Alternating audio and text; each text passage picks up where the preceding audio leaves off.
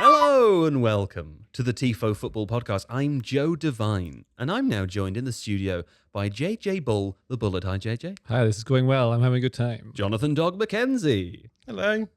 Guten Tag, Herr Stafford-Bloor. Wie geht's du? Me Gates is good. How are you, Joe? So much better for seeing a lovely pair of gates. Now, the Premier League 22-23 started this weekend. We'll be discussing that today, including Crystal Palace Arsenal. Are Arsenal good? Who could say? Someone here will. Leicester Brentford. That's an odd choice for second billing, but so be it. Man United. We all know what's going to happen when we discuss them. Of course, Erling Haaland arrived to play against West Ham, everyone's dream debut, and Fulham gave her 2 fingers to Liverpool, 2 goals. Of course, we're going to head on to the continent as well, the mainland continent, to discuss all things from Germany. Not all things, actually, just specifically one thing. And other things too. You know, if you like other things, then you shouldn't get The Athletic, because The Athletic isn't an other thing, it's the main thing in all of our lives. theathletic.com/Tifo, theathletic.com/Tifo, where you can find such interesting reads and news stories as JJ Bull. David Ornstein has just got an exclusive about some of Barcelona's financial wizardry. They are doing some incredible things. My word, Frankie de Jong's having a lovely time there. Yeah, some interesting stuff as it relates to his contract, isn't there? Jiggery-pokery. Jiggery-pokery. Shenanigans. Yeah. We won't be discussing that today because as the story develops, we'll cover it in other ways. And me and John have covered it in our business class. Covered it already. Evening class covers and, all you of know, those aspects. point being, if you want it to be covered for you, you should get The Athletic at theathletic.com/Tifo, theathletic.com/Tifo, where all things good are. That's right. Now, it's time for today's episode, so I will leave you in the warm hands and the cool embrace of our brand new podcast producer. It's Steve Hankey. Steve, what do you prefer to be called? Yeah, Steve Hankey's good. Hankles it is. Okay, Hankle time. Daddy Steve. Daddy Steve. We're in new hands here, guys. Steve's going to join us perma join, and there's already a new layer, a new level of organizational quality added to this podcast, as you can tell from having listened. From the 45 minutes it's taken to the to 45 get the minute podcast intro. started. Yes. There we go. Anyway, it's his warm hands and cool embrace that you'll be left in today, and I hope for many days to come until he eventually quits. Because he hates us. Yes, Crystal Palace 0 to Arsenal. See, John Mackenzie, are Arsenal good? It's very confusing for me. Yeah, I think there's lots of caveats to asking that sort of question because I think people still expect Crystal Palace to be not that good. And I think it was clear last season that they are perhaps better than a lot of people think. It's a tough opening game, isn't it? Tough opening game, yeah, for sure. One of the hardest games to play outside of the top 6. So away from home, first game of the season, tough prospect. But Arsenal, I thought, were really good in the first half. They controlled the game. I did a replay analysis of the game on the whistle, and my take was Arsenal really controlled the game through the first pretty much 40 minutes of the game, and then that control was let slip.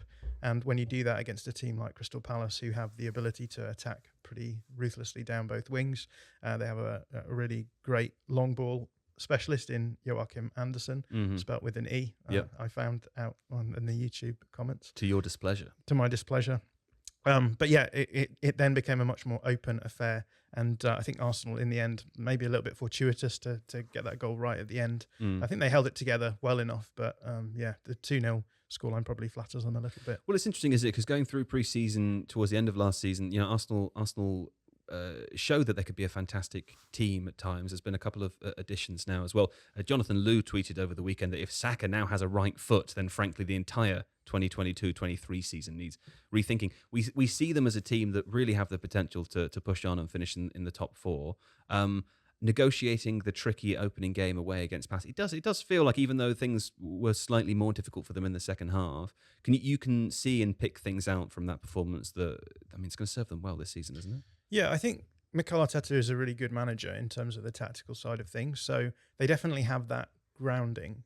The issue I always have with Arsenal is they're such a young squad, and obviously there's almost no point talking about intangibles other than saying that those things are there. But I think we've seen enough evidence now that this Arsenal team can be got at, I think, in certain situations. So they can have a momentum for a long period of time, but then as soon as a few things can happen, then they can maybe wobble a little bit. And so there's a couple of instances where Aaron Ramsdale was a little bit shaky in possession, and then Palace had two pretty decent chances just before the second half started, and I think as a result of that, you saw a little bit of that, maybe that fragility creeping in. And I think that's going to be the trick for Arteta, is going to be able to, because we know that they can do it. They've done it. They've beaten big teams last season. They've played smart football against everyone. It's just sometimes that you get the sense that because they are a younger team, they don't have so many experienced heads. Sometimes they are likely to just have a bit of a wobble, and that's sort of what happened. Well, as it relates to weaving the narrative, there is no bigger weekend than the opening weekend for that to happen. I think we'll come back to discuss this again with other opening games, but it did feel like during the second half particularly, Arsenal could have lost control of the game, that the result could have been different, and we might be having a very different conversation now. So I'm keen not to either be sort of overblown by Arsenal or expect too much from them, and also I don't want to underplay that the result could have been slightly different. Something I suppose that we can't really underplay is their set pieces at the moment, and they scored the first goal from set pieces. I have here in my notes, thanks Hankles, that Nicholas Yerva is their specialist coach in that regard, and it's really showing. I'm not sure if I like factual Joe. Yeah, it's wrong, isn't it? Yeah. It feels wrong. Well, but yeah, it was a really nice set piece. Yeah. Obviously, there was lots of nice movement. I think Zinchenko coming in at the back post and then playing back across to a space where obviously Arsenal had targeted a few of their players in there. Good stuff. And I think that's the thing for me with Arsenal, is that they just seem like a really well-rounded team, regardless of what you think of Arsenal and the level that they're at. In terms of the tactical side of things, they can almost just do everything to a fairly good standard, and I think that puts them in good stead to be a decent top six side this season. Yeah, okay. Seb, do you know if, because Zinchenko, it was debut, of course, he played very well. He played at left back, but that is potentially because Kieran Tierney was injured. Do you know if the expectation is to play him in midfield at times when Tierney is available? Because Tierney's one of their better players, isn't he? Yeah, I'd imagine so. I think if you're going to spend the money that Arsenal did on a player like Zinchenko, I'm sure the ambition is to kind of employ him as a utility player and have him as someone who can help you navigate some of the difficulties that arise during a season. If you think about the last 2 months of Arsenal's 21-22 year, I think one of the things that derailed them beyond intangibles, the things that John has already referenced, is ill-fitting pieces in bad positions. And Zinchenko helps that. I happen to think I always enjoy watching him play for his country more than I ever did for Manchester City. So my hope is to see him in midfield more often, because I think that's really the place where you kind of see the rainbow of his abilities. But I imagine he'll be used in all over the pitch. Well, not all over the pitch. I mean, he's not going to but in more than one role. The other thing is Tierney's had a track record of injury problems forever, like even in Celtic days. So he's not going to play every single game. Zinchenko can 100% swap for that, but I wonder whether there'd be a little bit of what Pep Guardiola does with Man City, and he managed the workload of players. They don't play every single game. Obviously, you have good players to be able to do that. And at the front four they've got of like Odegaard and Saka, and what are you looking at? I was looking at the thing you're a holding. bottle hold. Got a bottle lid. Yeah. Holding onto it for security, comfort reasons. It's like chewing pens, right? Yeah. I just do that all the You time. just as want well, to hold don't a bottle lid. you? Here, like chew my sunglasses, Ray-Bans, all like just choose Just to be clear for hell. audio listeners, it's like one of the big hot coffee bottle lids, not just a sort like of a Chili's plastic bottle. lid. Yeah. A Chili's bottle. Yeah. Yeah. Anyway, you carry on squeezing that and keep saying what you were saying. Yes. Arsenal have a very good team. The first team is good now, and they want to get the squad better. Man City always have better players, so Guardiola can more better rotate them and give them like 26 games each or something like that, rather than having all that. So I think Zinchenko, like Seb said, will play in midfield a lot. I think he's a good midfielder. He's maybe not top tier, but he'll be able to give them an option. Certainly when Xhaka's not playing, he could play that left-sided, kind of free 8 kind of role, right? So it's a double pivot in defence, but then he moves forward and becomes one of the 4 players there. It's a really good squad signing, if anything. I think I have to think about that quite a lot. Yeah, for sure. John, also a much anticipated debut for William Saliba, who it wasn't really that clear, the end of last season, whether he was going to come back or not. It seems odd, I will say, having watched the game and seen his man of the match performance, that there was ever any question, but there was question. Yeah, it's weird reality in that he's been consistently very good in Liga and not being favoured seemingly at Arsenal. But I suppose that performance puts a lot of that to bed. I think it'd be hard not to play him now. But yeah, really, just a really sort of aggressive defender, but also in a controlled way. So he I think in terms of comparing him to someone like Ben White, who played there last season, like much better in the air. I think a much more defensive player, where Ben White is better on the ball. And so I think that combination that they have of White on the right and Saliba on the inside right is just going to be really tough to break down. Yeah. They'll change with Tomiyasu's back though. I think who's going to be dropped from? Would it be Gabriel that's dropped or White? One of them. Well, I mean, Saliba was so good in that game that you think maybe he'd start, but I think they'll rotate whoever's playing well at the time. Sure. Look at Man City. Have had Laporte, Stones, Diaz, and they've all swapped around Ake now as well. Problem I have with what you're saying is that when an excellent team is comfortably rotated and every player plays 23 games a season, there's no drama for me to hang on to, you know? Yes, what I want is the human story. I want someone who wants it more or wants it less, or, you know, who wants nothing.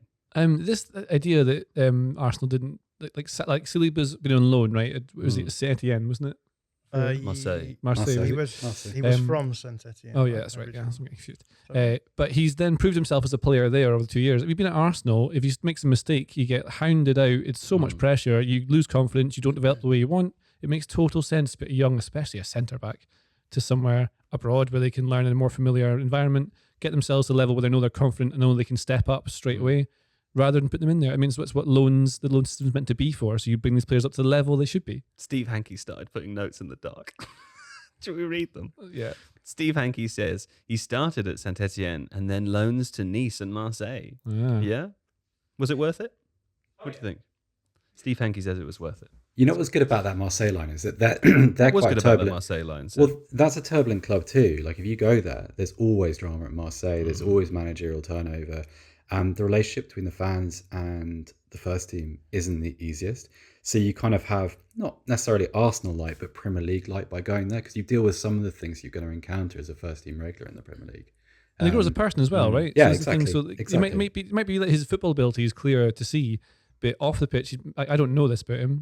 But it might be that a manager's identified that this person needs to develop as a person to be able to be ready to handle the pressures of what would be the Premier League. I mean, it's more of a spotlight on you. It's just bigger than Marseille. So. Oh yeah, I'm not advocating that he should have been brought sooner than he was. I'm purely talking about how it's weird that there was possibility that he wasn't ever even going to come back to Arsenal. Especially with the lack of depth they had at centre-back. Because now the thing with Arsenal this season is that they just seem so much more flexible. Like last season, they felt a little bit one-dimensional. They did tweak things towards the end of the season when Tierney was injured and they played Tomiyasu on the left. Yeah. And that sort of started allowing them to do that inversion thing where they're bringing their left back inside. But now if you bring Tomiyasu back on the right, you can invert him on the right. You can change your approach and your system depending on who you're facing to get upside from that as well. And obviously Zinchenko fits in there too, because as you've said, Zinchenko can either play as an inverted left back. You could play him as a classic left back if you wanted, but you've also got Kieran Tierney who's going to play that role probably better than Zinchenko. Yeah. But you could play Zinchenko, as you said, as one of those 3/8s as well. So it just gives Arteta a little bit more to work with compared to last season, I think. Well, there were many rotating cast members in the Arsenal squad. And of course, there are also rotating cast members in the All or Nothing television series that was released last week by Amazon about Arsenal. I watched a little bit of this. JJ, you watched some of it too, didn't you? Yeah, I love watching these. I love the way they're put together. One of the things I noticed, which is a bit nerdy, that I enjoy about it, is the colour grading. It's so nice and vibrant. The colours look amazing. Yeah. It looks like an American reality sort of show where they put music on to make you feel feelings. Which is what it is. So you're meant to feel feelings that even you weren't thinking at the time, and they'll build a narrative around it. They'll definitely recreate scenes to make sure it fits what they're doing. Yeah. The editing work on it is superb. Yeah. Like to turn that story into what they have and identify exactly where it is. The cameras, they've got so many cameras to pick from. I like the placing of them in the crowd. I like the access they get to people like Josh Kroenke, you say his name? I think he comes across all right. You're saying that as though I said something different off air. No. I thought he came across all right. Yeah, fine. I think Daniel Levy came across a certain way in the Spurs one from last year. And I think from the limited amount of it I've watched so far, Josh Kroenke comes across in a similar way. That's fine. I like seeing. Can I just say, I'd like to draw, because I think one of the people have criticisms of shows like this, right? And it's that they appear to purport themselves to be something other than what they are, right? They seem like a documentary. They're not. That's not what they are. It's a drama. It's entertainment and drama, and of course there'll be a certain amount of club sign off and a certain amount of club buy-in. It's not news, and it's not independent of the people that appear within the show. It doesn't mean it can't be good or fun as long as everybody's clear of what it is. Do you know what's interesting? Sort of on that note, if you think about it, football is really just a reality TV show. Yeah. Because you're just watching people compete, and you're very open to their lives, and you watch them all the time, and the stories are built around them. The other thing I like about it is that as someone who studies and analyzes football teams as my job, I really like seeing what the managers do and the human connection they have. There's a couple of Michael Scott moments where like Arteta brings on the cameraman to then say like, "Oh, I love this club," that sort of stuff. But he's just trying little motivational things he'll have learned from people like Arsene Wenger and Pep Guardiola, I assume. Sure. Some of them come across quite...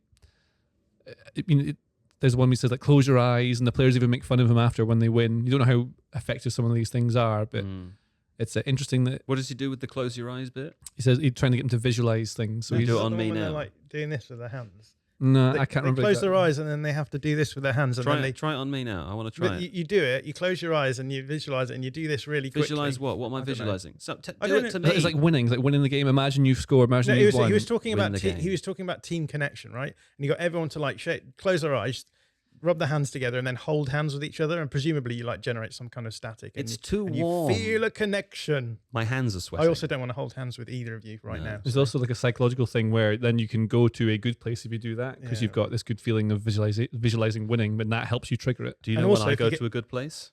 What's that? When I eat a tub of Ben and Jerry's, and then I go to a bad place very quickly after. And then I go to the toilet. Anyway, a club that could also be in the toilet, no, that's not right, is Leicester. We're going to talk about Leicester because I think some interesting stuff going on at Leicester, Seb, at the moment. Leicester, weird situation. Have they still, am I right in thinking they're the only club in Europe, the top leagues, who have not signed anyone yet? That is correct, Joe. They are still without a new signing. Yeah. Tell me more. Well, I think when something like that happens, it has a habit of dictating how you respond to them in the early weeks of the season. So I sat down to watch the game, ready to kind of think all kinds of negative things and make all kinds of negative comments. And for the first hour, they were actually really good. The midfield balance issue from last season, most of you remember from last year, the many times opposition players kind of ran through the middle of Leicester's midfield on the transition. They looked horribly exposed on the counter.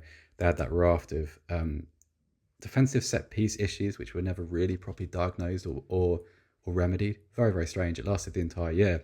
And for an hour, they're very, very good and deservedly led 2-0. Balance of midfield was excellent. I suppose you'd call it I think I misdiagnosed it as a 3-4-1-2. It was really more of a 3-5-1-1. And it worked brilliantly because you had Ndidi, Tielemans, Dewsbury Hall as a sort of midfield three. And between those three, you sort of have all the midfield attributes you want. You have the distribution, you have the kind of the all-round game of Ndidi, you have the kind of the attacking ability of a Dewsbury Hall, but also the size. And then in front of him, Maddison just playing off Jamie Vardy, and it just felt right.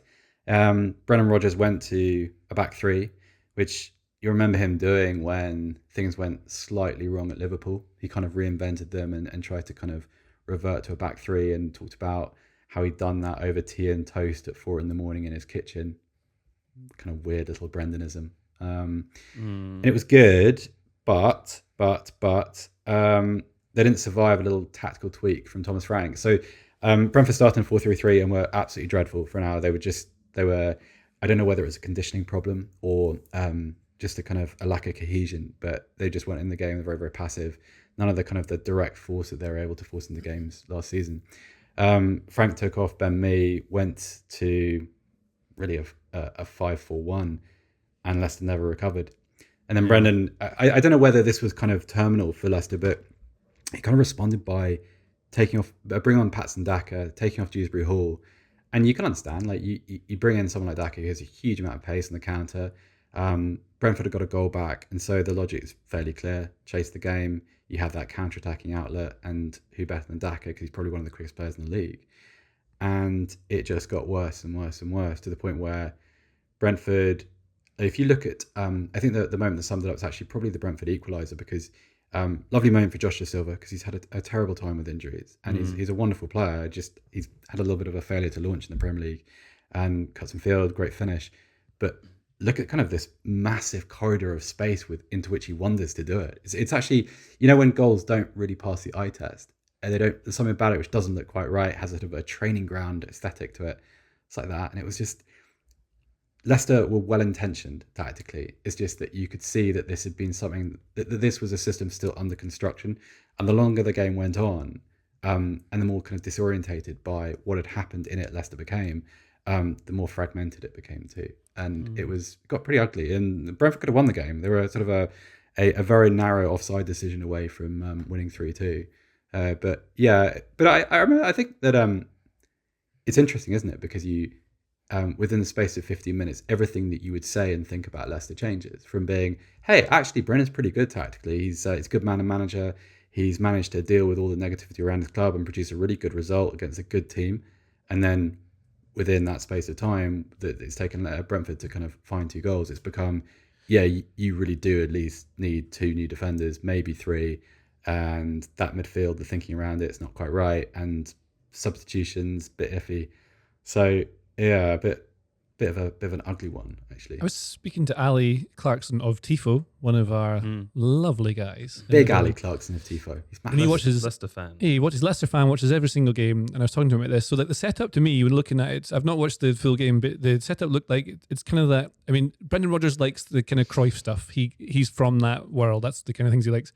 And it sounds like the old Cruyff 3-4-3. We have a diamond in the midfield with Maddison behind Vardy. And the thing that Ali said to me this morning that made me think of this was that the wing backs are pushed really high up from the start, right? So they're pushing really high up. And then the big thing is that after the game, after they'd drawn, it felt like a loss. Brendan Rodgers said that the players, they were tired. And the guy interviewing them said, well, why didn't you make more than 1 substitution then? Because Brentford made 5. That probably has quite a lot to do with it. Forget like tactics and system. It's going to be that the players are maybe a bit tired playing this. And then, and the first half has been described to me as being like so in control. It was almost boring to watch. Yeah. Just total control of it. And then maybe he's not making the substitutions. Maybe this feeds into the bigger narrative, not sign any players. Is it part of a, look, I don't want to put any of these guys on to give myself the fresh legs because I don't want them on because even though they're fresher, they make us worse. Showing the board the need for refreshment, perhaps. That fatigue thing is weird. False narrative, yeah. Because to me, like, you know, when Brentford counter, they have that thing where their front three players kind of splay out to cover as much of the pitch as possible in the stretch of defence. The problem that Leicester found time and again was that they would have their back 3 and then they would have their wing backs completely out of position. So you had this huge ocean of space between centre back, wing back, and Brentford exposed that again and again and again. And with players who are really effective at doing that and who are really dangerous in that situation. So, okay, fatigue's one thing, but if you've got a problem which is easy enough for, you know, any fan or any neutral watching to diagnose, I don't think you can play the tiredness card. It just doesn't really stack up. Okay, well, I'll point listeners towards an excellent piece by Stuart James on The Athletic, summing up the situation at Leicester at the moment. We'll return to talk about it more in the future because, of course, there are rumours around Wesley Fofana and Yuri Tielemans, as well as potentially Callum Hudson-Odoi joining. We don't know, but we'll chat about that again in the future. And instead, we'll depart, as Kasper Schmeichel did, to France, Seb, to talk about Nice, because not only has Kasper Schmeichel left Leicester, somewhat surprisingly to me, to go play for Nice, so has Aaron Ramsey, and I believe he scored in his debut, a 1-1 with Toulouse. Yes, very interesting with his first touch. Another interesting bit of information is that the Zone neglected to show this game yesterday in Germany, so I believe you should probably go to John for this little segment. Yeah. Well, that's very interesting. Yeah. And John, what do you think about that? About coming to me? Yes. Yeah, I'm happy to do that. Oh, that's interesting. What would you have to say about that? I watched this game, and it was very interesting. That's relief. Yeah. I was going to have to go to JJ next. We're going to end up with Hankles over there. Hankles on the mic, yeah. Yeah, really interesting game. Obviously, Nice are a club who are owned by Ineos, which is the... Obviously, yeah. Which, yeah, everyone knows that. Yeah. Ineos? Yeah, Ineos. I know them. Ineos are the chemical company owned by Jim Ratcliffe, who is the most rich... The richest British man. I did know that. See? Look at that buried knowledge. Did Hankles not write that in the running order? Oh, did he? I don't know. Maybe there's a little Hankles. Missing a trick there, mate. Come on. Good Lord. So obviously Nice are making some sort of higher profile signings than you might expect. Yeah. for a French team. But actually, Sorry, carry on. What else is obvious about Nice? That was a genuine sigh. No, do carry on. they were playing against Toulouse, who obviously are, I got him. Toulouse have just been promoted. They are owned by Redbird Capital, who are the company, the group that owns, amongst other things, AC Milan. Oh, it's the same. They're very same. Yeah. So these Redbird Capital are a group who are proud of their data analysis, and they're buying teams and using smart data analysis to promote teams into higher leagues and generate value. And they seem to have done a pretty good job with Toulouse, because I watched this game expecting Nice to comfortably win. Well, why wouldn't And you? yeah, they were pretty much outplayed for most of the game. They did Nice brought on Aaron Ramsey Yeah. towards the end of the game. He scored with his first touch, but that was basically all that they did in terms of looking dangerous. So yeah, kind of an interesting one, really. Well, I want to stay in France with you, John, now, because I wonder who's going to finish second. A lovely first goal for Nuno on loan at Marseille, of course, and a fellow Arsenal loanee, Florian Balogun, scoring on his debut at Rome as well. A Marseille contender for second? Look at me go. Yeah, that's Nuno Tavares for those people who don't know that is the case. Nuno Tavares, yes, I knew that. Obviously, we've just been talking about...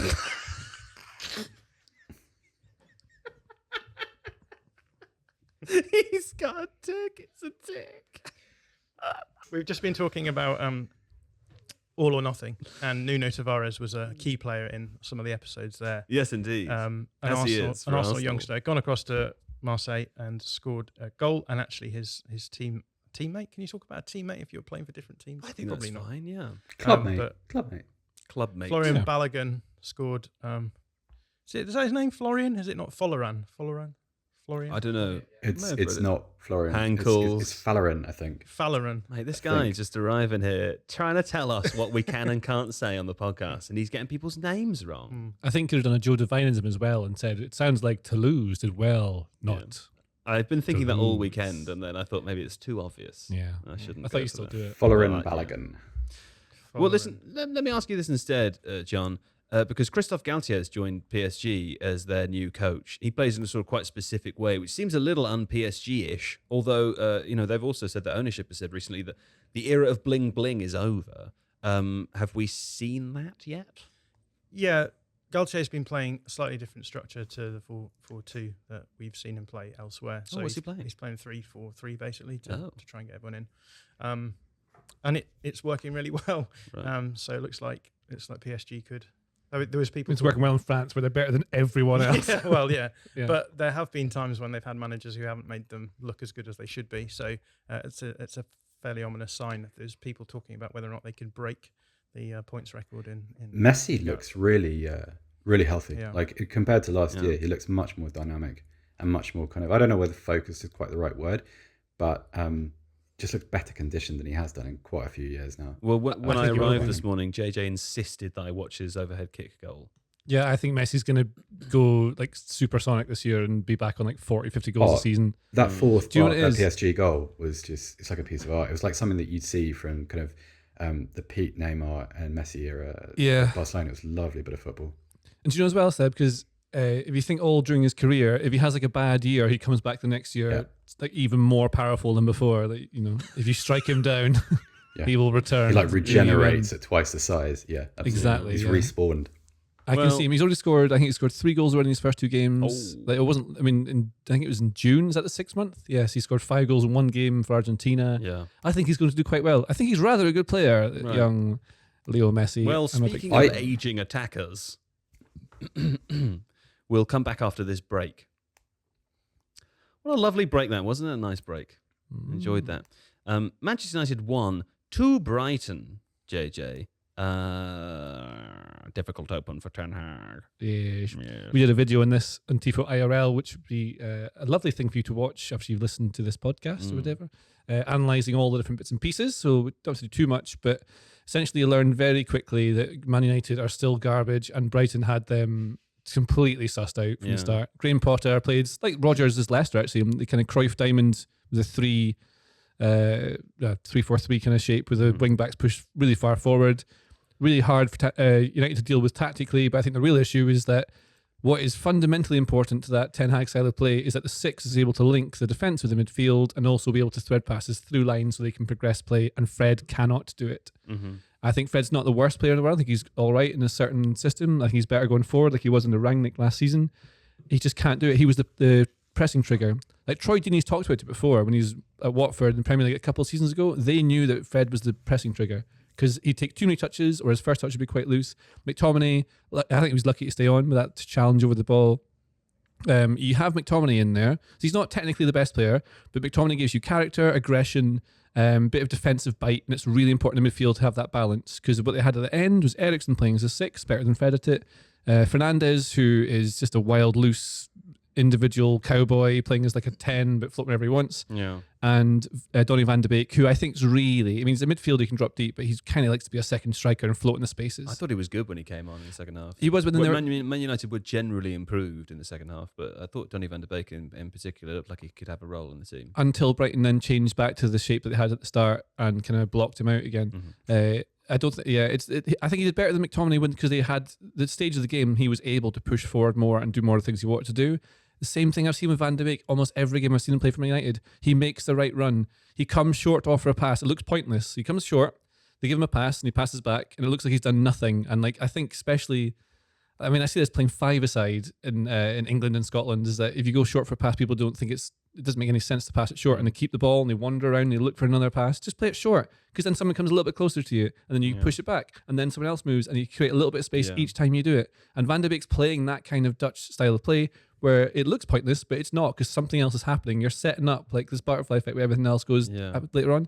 And he's making good runs, not getting the ball, maybe dragging someone into position, not getting the ball. He's just playing for a different team. Yeah, I mean, I think Ten Hag would, having worked with him before, knows how to get a lot out of him. So you'd think you'd see a lot from him. Not having a striker was, when Ronaldo came on, it's not because it helps that he's amazing as a striker, but also it just changed the entire shape of the game because suddenly you had a focal point, you can push the team back, the opposition team back, and then that creates more space for everyone else to play in. And they were better in the second half, but I think it's mostly because they put a striker on, which could pin the centre-backs back. Well, you mentioned in your video review that Christian Eriksen, of course, started as a false 9. I mean, there was a bit of debate about whether Fernandes was in those areas as well. But one of the things that happened was both players sort of gradually dropped deeper because the ball wasn't reaching them. And so there was no one for Brighton to worry about. Because you're seeing it's I know I can do it better than that guy, so I'll drop deep to help do it. Because Fred he couldn't play. And fairness to Fred, he didn't shy away from it. He was constantly looking for the ball, and that's hard to do if you know you're getting done in. Yeah. He looked unhappy when he got taken off at about 50 minutes, I think. Yeah. And they changed it around, put Ronaldo on. And that was the big change that we really saw. I mean, we've seen that with the false 9 stuff. We've seen him. He's done it with Tadic at Ajax before. I think did you not study that for a video we did before, John? Yeah, he used Tadic and Van de Beek really in conjunction. It was quite nice because when Tadic would drop deep for the ball, then Van de Beek was running into the space that it opened up, and we didn't really see that. And I just found the game really fascinating from a point of view of watching Erik ten Hag and what he did, because he just didn't seem happy with the midfield situation at any point. He seemed to change players, and you know, it started off in the sort of iteration that you might expect from him. You've sort of got a ball playing 6 who's a little bit deeper than your more defensive player in McTominay, and then you've got, as you said, a sort of more of a 10.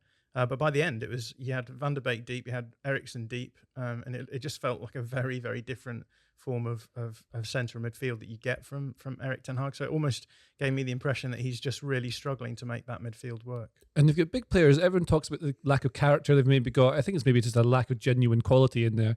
There's some players who should be squad players in the Man United team. They're good, but they're maybe not good enough to be the first teamer for a team that wants to be first or second every single year. And so, like, Ten Hag's trying to deal with this, but then you've got players who are big stars, despite not being very good. And I don't know. I have not seen what they're like in training. I'm sure they're receptive to information. But if you're trying to play a very specific system, you need players who are malleable, who will then do what they are asked to do. Like Brighton, each player fits the component part of that system perfectly. Like Trossard wasn't that exact player when he went to Brighton. He's learning how to do it now. And you've got Welbeck, like, perfectly functioning for that, the way that team worked. Sebastian Gross and Caicedo, either side of that diamond behind Lallana, perfect in that 10. And everyone was good at it. Like De Gea cannot play as a sweeper. He's a good goalkeeper, good stopper, but he can't play that kind of system. So that's one problem. And the guy on massive wages a week, he can't get rid of. You can't do anything about it. He's there, he's stuck. Maguire, he was a good player at Leicester and he's been good at England. But when he's playing for Man United, I just don't. There's too many things going on. It's like he's trying to put out other people's fires that aren't his job, and it makes him look worse. It makes other people around him look worse. It looks like he might be struggling with confidence. The stuff that's happened to him with crowds booing him stuff, that can't be good for you. I mean, he'll be aware of the narrative around what people think of Harry Maguire. And then you've got, like Dallow's okay. He's fine. Luke Shaw's, I thought he had a decent game. They just have holes all over the pitch, but they've got players on such big wages who are actually stars and like media celebrities that you can't really do much with them. You want to start again. It's a 3-year project for Ten Hag. He won't get 3 years. Yeah. They're in trouble. Well, I mean, we've talked a lot about midfield. Reports this morning, David Ornstein released a report suggesting that Manchester United might be in for Adrien Rabiot from Juventus currently, ex-PSG player. Would he solve the problems, JJ? Technically, he's a very good player who could fit in as a 6. I think Seb knows more about other things that might make him not the best option, though, don't you? Yeah, I mean, he's not the easiest personality. During the European Championship, there was a very famous falling out between Adrien Rabiot's mother and the parents of Kylian Mbappe. So when Kylian Mbappe missed his penalty against Switzerland, there was a little bit of chatter in the stands, and Mrs. Rabiot was pretty critical of the penalty-taking technique, which is the kind of off-field stuff that you probably don't need. Seemed obviously very unwelcome for the Mbappe family, given that Kylian had a pretty difficult tournament and it wasn't what he was expecting it to be. Adrien Rabiot's father, who I think has now passed away, was very, very seriously ill. I think I'm right in saying that he had locked-in syndrome, which is a very, very difficult thing, I'd imagine, for a family to have to live with. But the kind of package, JJ is right, and he's a really good player, but the package is bigger than that. You have a very forthright personality. You have a little bit of noise, which seemingly comes with him, unless lessons have been learned from this time last year. I'm not sure, but it just seems like not quite the right element to introduce to a dressing room, which is already a little bit fractious. And well, that's it. And part of the problem Ten Hag's got is not he's just building the team to function as a team on the pitch. It's trying to forge. That's part of the managerial job. Is you're trying to make players. You're trying to create a working environment that is conducive to being competitive and can compete. Like, it's high performance they're trying to go for, and they don't perform at the highest level. These players don't get the most out of themselves. The managers have always struggled. It's a strange environment. It sounds like behind the scenes things don't seem to have a long time to have gone as smoothly or look as professionally sound as they maybe have. Like some of the players they get linked to, if they've got a whole scouting network in place, and they're trying to identify players, like look at the way Liverpool went from being mid-table to where they are now with Klopp, and that took time with Klopp, by the way. Like he finished 8th, I think, his first year, something like that. It was lower mid-table. It took a while to get to that stage, but they improved every single year. And Ten Hag will need that same amount of time, but he'll need the right transfers in, and Klopp identified them with the scouting team that was in place. And now they're looking at players like Rabiot, good player, but again, like the stuff like leaking things to like agents making noises outside of it, creating unwanted media attention that just only builds when you're trying to get away from that. Well, there's also, there was a story about Marko Arnautovic as well, which came out yesterday. Worth pointing out, we're recording this on Monday morning. It'll be released Tuesday. We don't know what state those stories will be in by the time the podcast is released.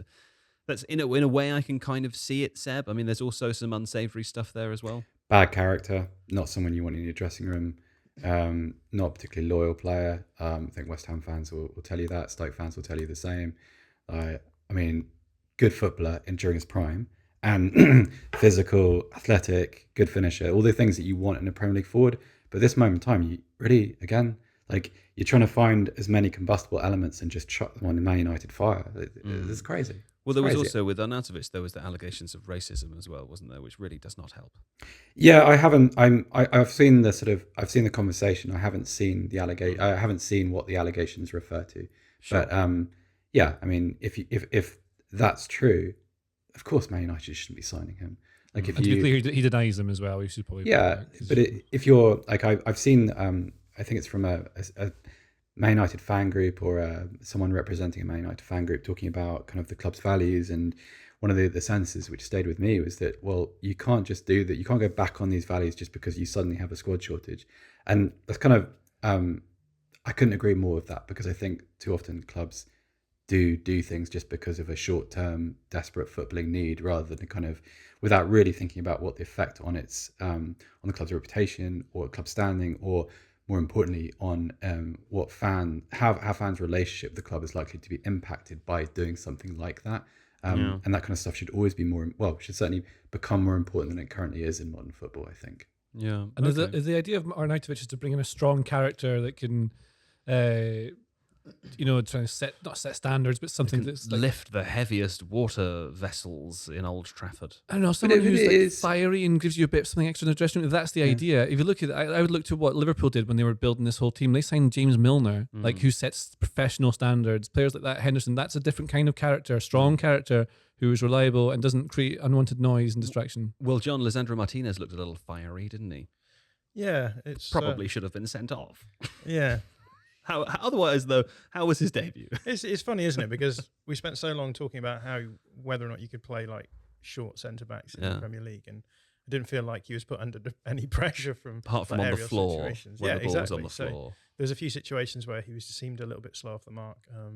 The back line, as JJ's already mentioned, was an interesting one. So you've got Martinez, who's just been brought in, and then you've got Maguire, who's spent the last goodness knows how many seasons, 4 or 5 seasons playing in left centre back position, then just being moved across to the other side, which like I think that's a big shift. Like you're defending the same situations but the other way around, you're making the opposite movement. So I did think it was pretty torrid, and obviously Brighton just really good at getting the ball into those dangerous areas. So I think it's one of those ones where when the system doesn't work, everyone looks out of shape and off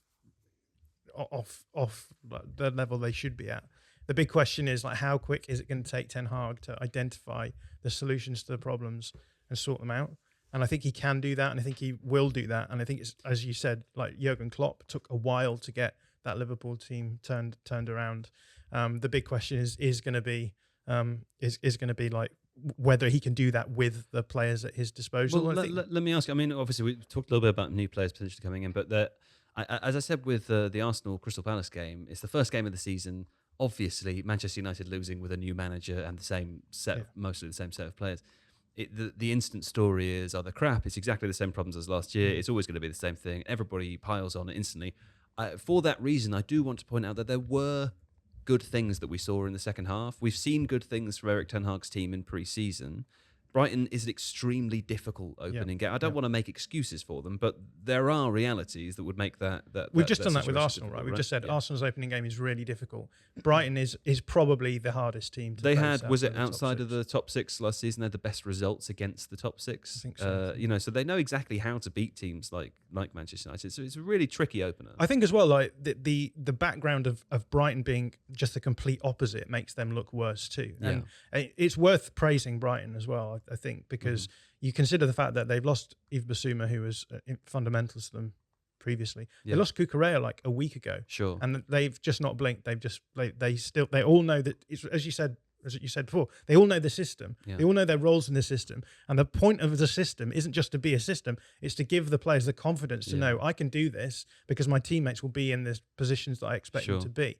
And I think that's the thing that Erik ten Hag mentioned in the post-match interview, is that the players didn't have confidence in the system, and that's what they need to learn. So it's a question of how long it takes them to get the system working in those competitive fixtures. Well, of course, another element to the story is that Graham Potter, of course, clearly overlooked by the Manchester United hierarchy when it came to looking for a new manager. They wanted one with Champions League experience there. So Potter would have the exact same problems Ten Hag has, because the players can't do what he wants them to do. Of course. Yes. Now, one team that definitely doesn't have issues with their forward options, Steve Hankey, that doesn't work, that one, because we've moved on there from that bit of the conversation. So disappointed for you not to have changed that live. Of course, I'm a Maverick, as is John, and we will do whatever we want at any time. Did you know that Pep Guardiola's first 2 games in Barcelona, he lost the first one to Numancia and then drew Racing Santander, and everyone was like, he's rubbish, it's not going to work. Didn't he lose? I've always thought he was rubbish. But then Cruyff came out after that Numancia game and said it's the best performance in years, which kind of helps, I guess.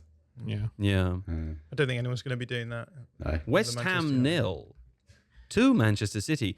That Erling Haaland's pretty good, isn't he, Seb? Yeah. I don't know why I said your name like I hate you. I don't.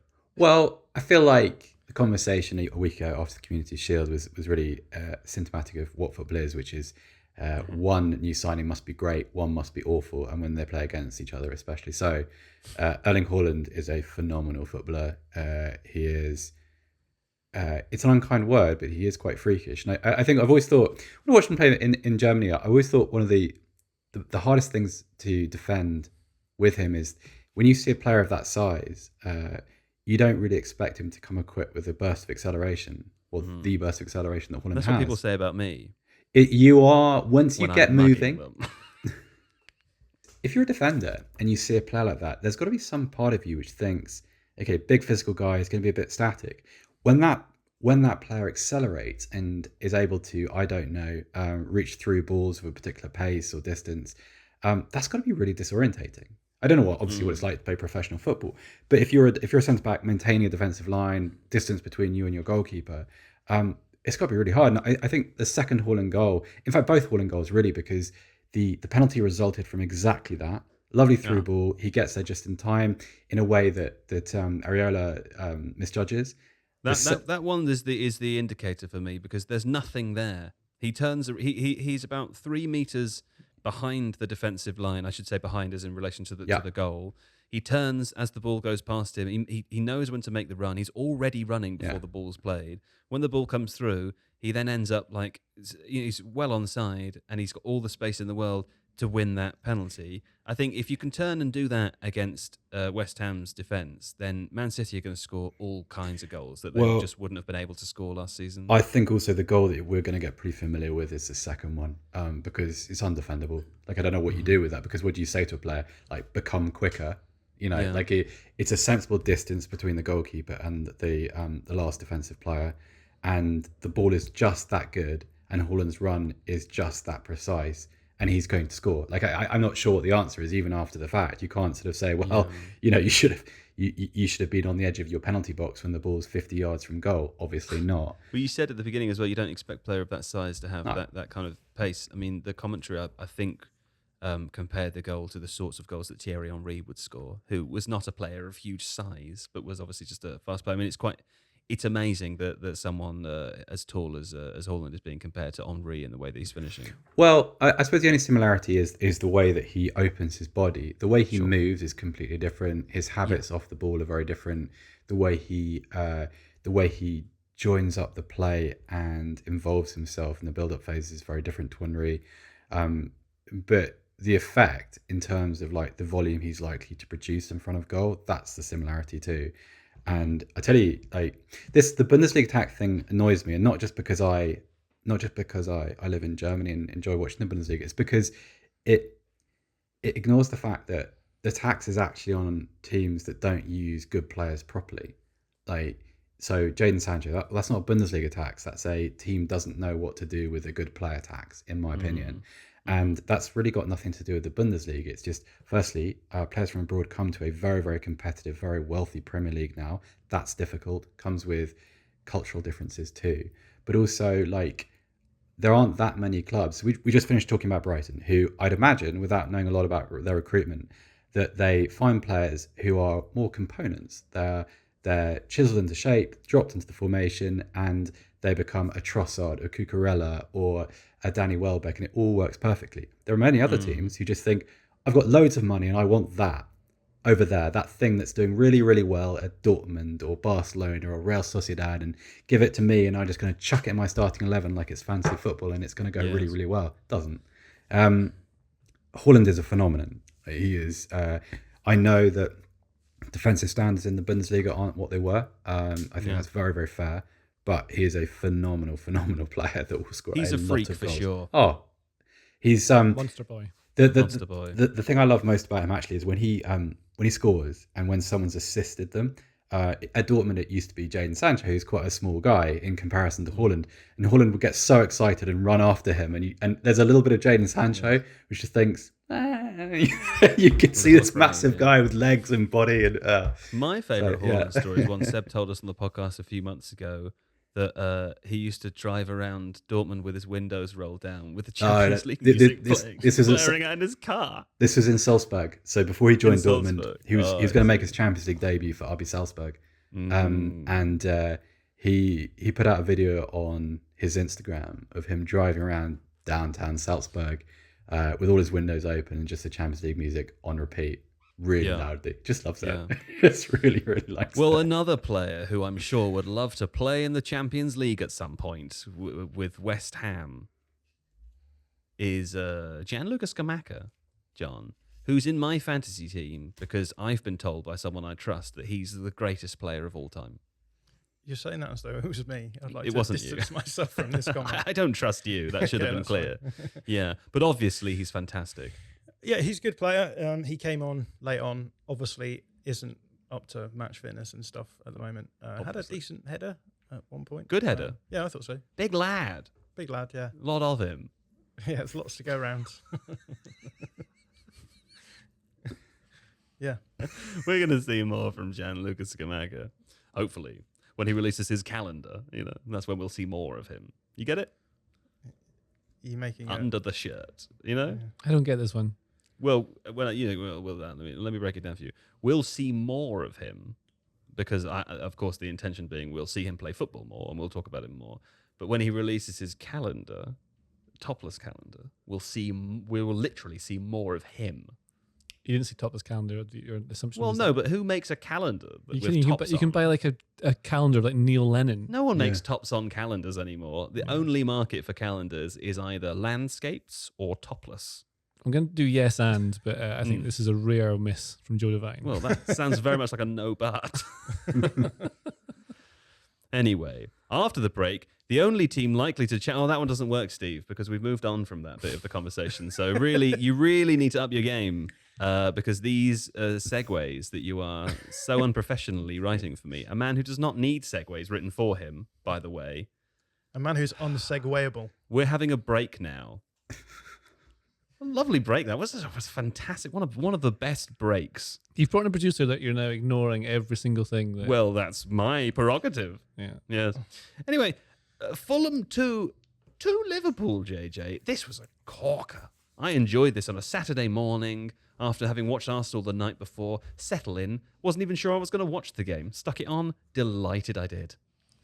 That's a lovely story. And I think another story about this is how good Mitrovic is. Everyone says, can he do it at the top level, even though he scored lots of goals at international level? For Can many he? Years? Yes, absolutely. He can. He I think did. he's good. He did it at the top level. I also feel a bit of I like it when Football Manager predicts a player is very good, and it just takes them a little bit longer than maybe they thought he would to become really. They've always thought Mitrovic would be a good player. I think we should remember that we've only had one game, and I agree. But I think what you saw from here is that Stop tempering us, John. Yeah, the hold up play, like obviously amazing, seems to just have his head a bit more switched on than before and doing the good things a striker should do, like being able to hold the ball up, whatever. But the way he dribbles past Van Dijk is really, really exciting. The little dribble to take the ball away from him, he clashes knees, goes down. The header is such good movement. He's clearly, I think, preying on Alexander-Arnold not being able to match him head for head. Can we talk about that? Because what I noticed over the weekend was two camps of people. Camp 1 was Alexander-Arnold's terrible, how is he alive? And camp 2 was you can't ever say anything bad about Alexander-Arnold because he's not in the team to be a defender, despite the fact that he's a defender.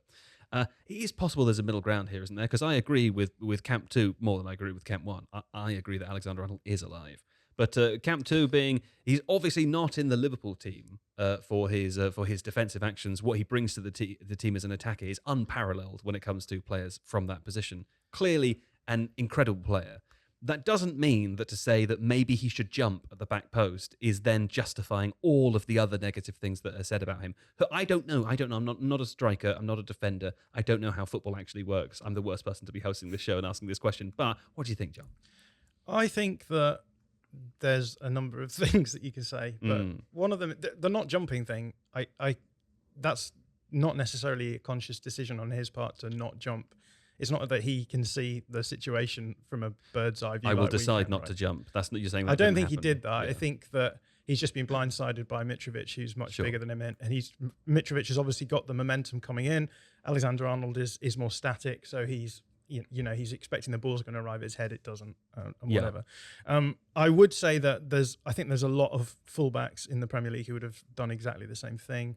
I also don't think that Alexander-Arnold is in the team to be defending against Mitrovic, right? That his upside comes from what he can do with the ball. You're a Camp 2 guy. I'm towards Camp 2, yeah. I think there's a lot of people who don't like to criticise Alexander-Arnold because of their Camp 2 station. Because of their because of all the criticism he gets from Camp 1. Yeah, exactly. And I do think that there's certain areas that his game defensively is lacking. Like positionally, he can be quite poor. But for a team like Liverpool, that's fine because you're not going to be facing those sorts of situations a lot. So it's rare you get like hoofed balls to the back post for someone to leap a header, and he's so good on the ball, and he creates so many chances that he's essentially he's a playmaker. He's one of their main playmakers, like a number 10, but starts at right back. That's the thing. You forget what all these positions are. It's the reason why it hasn't been considered for England as first choice for so long. Because if you think like the multiple positions he can play, it's right back, but he's mostly in midfield or wide right or like a right winger. Sometimes it turns up in the 10 slot. He sometimes wanders over to the left. He does loads of stuff in the game. Whereas like Reece James, for example, can play at centre back because he can do that. He's he's a different sort of shape for a start. Yeah. Alexander-Arnold's more slight and lean, so he can run and do all skillful things. James, who's actually a very good attacker as well, is a bigger lad and can. Like Alexander-Arnold could slither through a thin doorway, and Reece James would just walk through the wall. Yeah, I think that's exactly what he'd do. Yeah.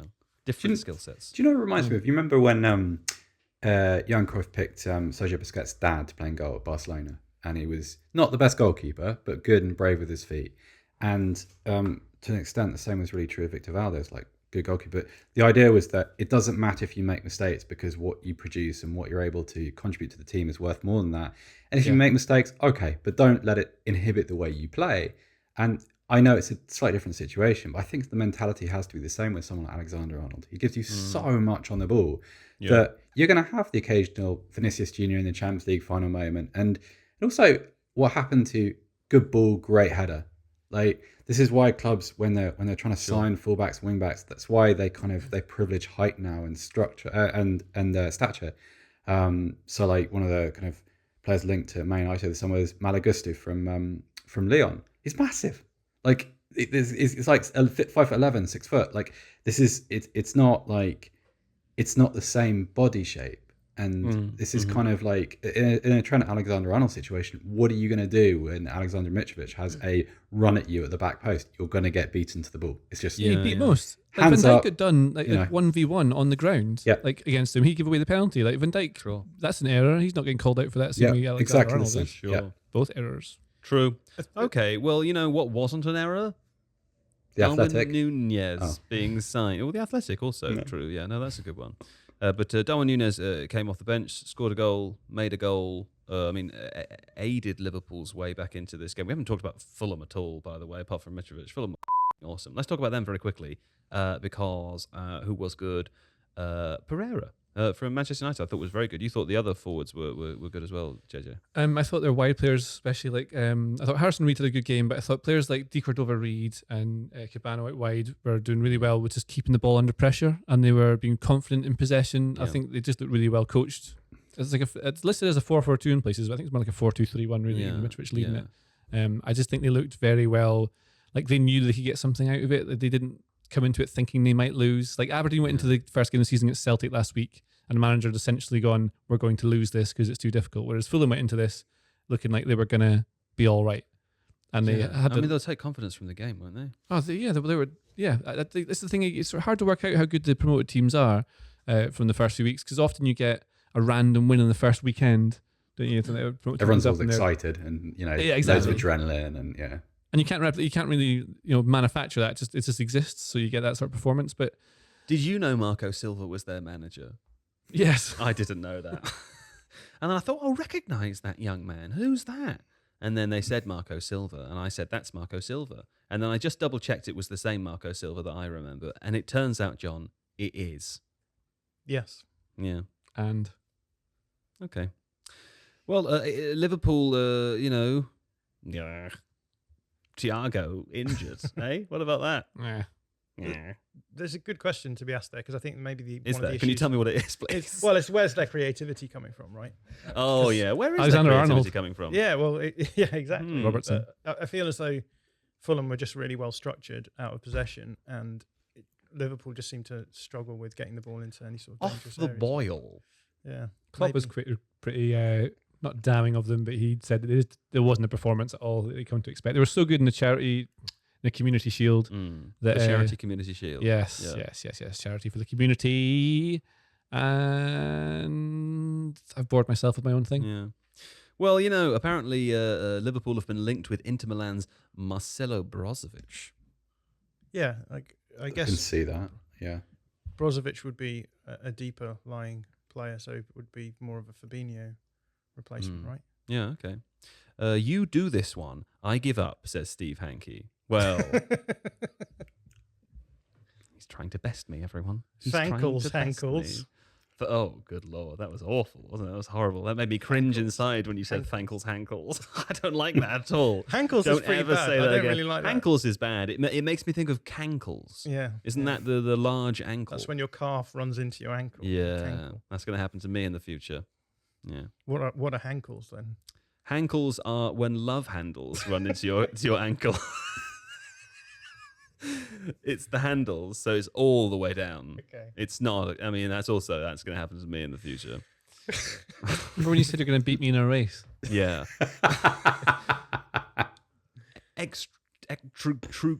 Centrifugal force. I don't know what I'm saying. Eintracht Frankfurt won 6. Bayern München. Seb. Bayern scored 6 goals. You've been warning. You've been hammering the warning sign for some time that Bayern Munich are good. I feel like it's a warning sign you didn't really need to hammer. I think It's like a I think we warning knew they were sign, gonna like win. outside an electrical room or a power plant or something yes, like that. like a or neon that's just at a tube constantly station. flashing. Don't step on the rail. Yeah. It sounds like they were good though. They were good. Eintracht were dreadful. So Bayern's first goal was a Joshua Kimmich free kick, which happened whilst the stadium was still hazy from pre-match flares. And it seemed to do something to Eintracht because they were atrocious for the rest of a half, which they would end 5-0 down.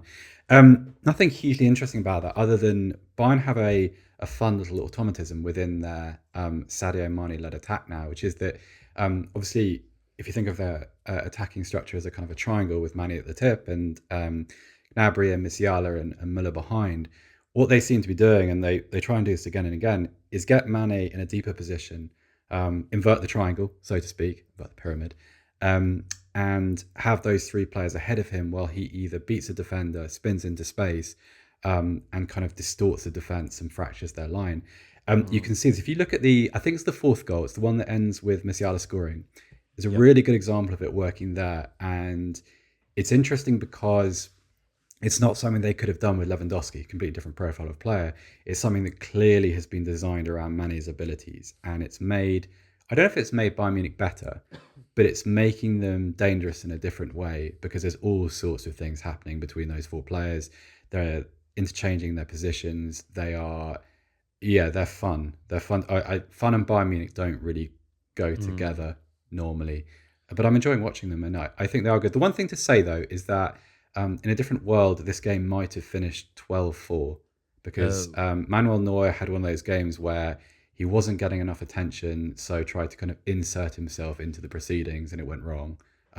Once in a way that sort of cost them a goal, and had a couple of other moments which are very sort of latter stages Manuel Neuer. Do you not like Manuel Neuer? It sounds like you dislike I him. think he's very, very talented. I just think sometimes he doesn't know how helpful or unhelpful he's being by... He's very proactive, a very aggressive goalkeeper, and there's lots to say about that. And sometimes, as we said before, you need to just forget about mistakes. At times, I feel like he goalkeeps with his ego a little bit, and I don't really like that. I understand what happens. You're a World Cup winning goalkeeper. You've won 1 million Bundesligas. You are, a Bayern Munich legend forever. I accept that. But he's had some weird moments recently, and he's always had that in his career. And but Bayern, watch them because I'm really impressed by how quickly Nagelsmann has adapted to having Mane there and what he's been able to create. Because if you think about, right, sort of 2 proper games and already the chemistry is off the scale. And Bayern could, and this is no exaggeration, Bayern could have had 9 or 10. They were that dangerous. They're a little bit fragile with the ball, without the ball, but super potent with it. Well, speaking of Jonathan Dog Mackenzie, you tweeted a thread at the weekend related to Bayern's newish style. You seem to think there's a little bit of the old Red Bulls about it. Yeah, for sure. So in the past, Julian Nagelsmann, we've always talked about him as being maybe a bit more of a structured possession manager, a bit closer to the Spanish school. So people like Guardiola, and the idea being, you control the ball. When you lose the ball high up, you counter press, win it back, but the main idea is just possession as a form of defence and try and create through that as well. But now we're seeing, I think, much more Red Bull ideas coming through. So a lot more transitional moments, a lot more central, direct attacking, which raises a lot of questions for me, because clearly Julian Nagelsmann's made a decision to have this sort of paradigm shift. It's not like what they've been doing before. And I guess for me, the big question is, why have they done that? Obviously in the Bundesliga, the game against Frankfurt, Frankfurt were just so happy to be open at the back in those transitional moments that I can see why Nagelsmann would want to do that in the league. I think if you play in a league which is largely transitional and you make yourselves the best team at transition, you're putting yourself as a real threat there. The question for me, I suppose, is what does this look like in the Champions League? We've just seen Real Madrid win the Champions League in playing a style of play where in certain moments they were able to be quite transitional and get goals when they needed to. So is Nagelsmann looking at that and thinking, okay, the majority of teams, the really elite teams in the Champions League, they're going to play this sort of structured possession. If we can embrace this sort of transitional approach and be the best at it, and we can force teams into being transitional, then actually I think that you can destabilize some of because you're not going to beat Man City playing I'm not structured going football. to. No, You're not with 100% not with your Hankles. No.